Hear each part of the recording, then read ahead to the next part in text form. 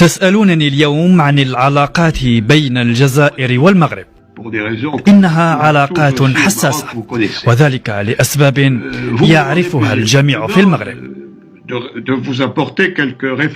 لقد طلبتم مني بالضبط أن أحدثكم حول الأسباب الرئيسية لهذا الصراع، وبالنسبة لي فهو صراع قديم جدا وليس بالجديد. ويجب أن نفهم أيضا أنهما بلدان مختلفان جدا، فالمغرب بلد عريق تعود أصوله إلى حدود سنة 700 ميلادية تزامنا مع حقبة الأدارسة، وهذا يعني أن عمره يتجاوز إلى الآن 1400 سنة.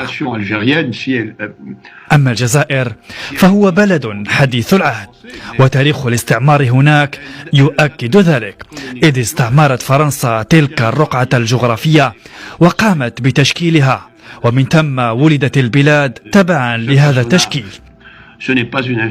وهذه ليست بإهانة، بل هي حقيقة تاريخية دامغة. المغرب كبلد قديم كان على الدوام مقاوما صلدا لجميع محاولات الاستعمار التي واجهها، وليس هذا هو الحال لدى الجزائر. وبالتالي هذه الأسباب تفسر جزءا من هذا الصراع أيضا. بالعودة إلى سنة 1975 طرحت مسألة استقلال الصحراء المغربية التي كانت محتلة من قبل الإسبان، ولم يكن بطبيعة الحال على المغرب أن يبذل الكثير من الجهد ليبرهن على أن الصحراء مغربية، فذلك كان واضحا من خلال كل الإشارات، وقد تطرقت إليها في كتابي حول الصحراء المغربية.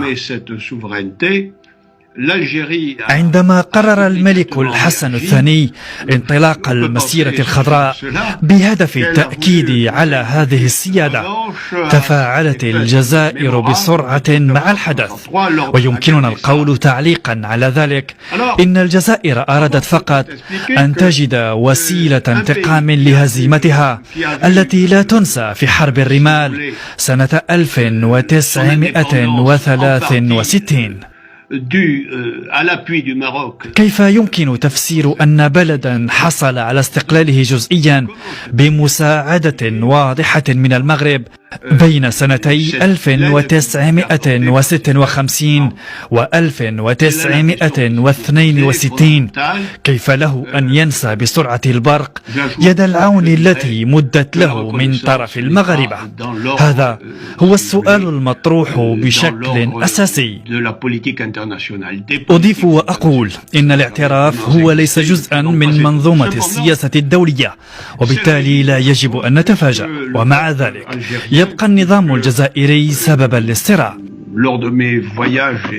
خلال زيارتي للجزائر لاحظت هناك أن الجزائريين يختلفون حول هذه القضية حين يثيرون النقاش حولها في المظاهرات أو المحادثات العفوية، وبالتالي فإن النظام الجزائري القائم منذ 60 سنة إلى الآن هو من يعمل على تغذية هذا الصراع.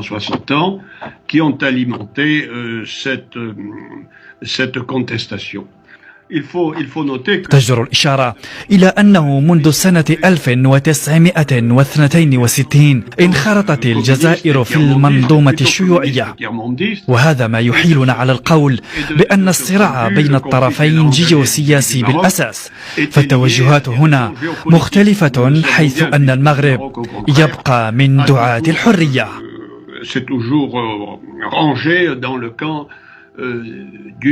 de la liberté et de l'Occident. ولا أريد أن أفوت الحديث عن العلامة الاستثنائية المتعلقة بالملك محمد الخامس سنة 1939 عندما برهن على تمسكه بالحرية بعد دعوته المغاربة لدعم القوات الفرنسية والإنجليزية ضد النازية الألمانية. C'est magnifique appel devrait rester وهو تصرف رائع سيبقى راسخا في الذاكرة. dans le camp des libertés. Alors, l'Algérie على العكس من ذلك انخرطت الجزائر ضمن المنظومة الشيوعية، وبالتالي كان لها توجه مختلف تماما عن ما أسمه بالحرية. de ce que j'appelle la liberté. Voilà. Alors les conflits ils sont là. إذن هذا الصراع مرتبط بالأقدمية وبالتاريخ. Peut-on dire que ويمكنني التسليم بأن للتاريخ وزن مهم جدا في حل النزاعات. je le crois وأعتقد حتما أن كل التشنجات الحاصلة اليوم instant تستسلم أمام التاريخ. aujourd'hui c'est gestique